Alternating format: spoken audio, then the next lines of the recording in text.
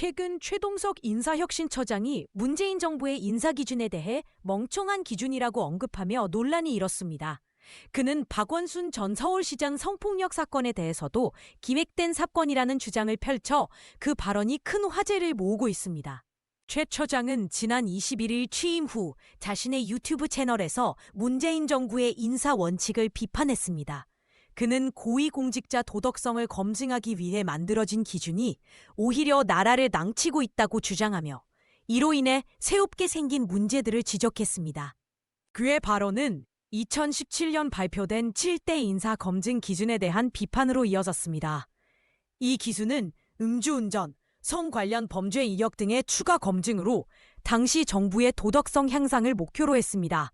그러나 최 처장은 이를 부정적으로 묘사했습니다. 최 처장의 발언은 문재인 정부의 인사 기준을 둘러싼 논란이 재조명되며 정치적으로 큰 파장을 일으키고 있습니다. 이러한 비판은 국민의 신뢰를 얻고자 한 정부의 노력을 폄하하는 것이 아니냐는 의견도 제기되고 있습니다. 아울러 최 처장은 박원순 전 시장 성폭력 사건에 대한 기고문에서 사건의 본질을 왜곡한 것으로 비판받고 있습니다. 그는 피해자들에 대한 2차 가해로 이어질 수 있는 발언을 했으며 이는 사회에서 큰 논란을 일으켰습니다. 이 사건은 단순한 인사 검증 기준의 문제를 넘어서 성의 문제에 대한 사회적 감수성과 인식의 중요성을 부각시킵니다.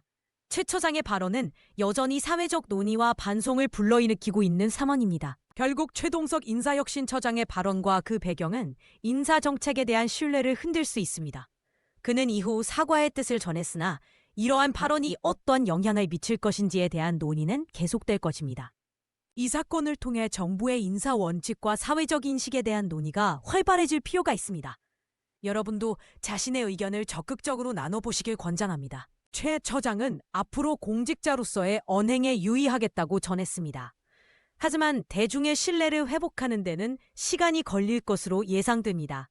앞으로의 행보가 주목됩니다. 마지막으로 이러한 사건들이 사회에서 어떻게 받아들여지고 있는지 그리고 우리는 어떤 변화를 가져올 수 있을지에 대해 깊이 고민해보는 시간이 되었으면 합니다. 여러분의 목소리도 중요합니다.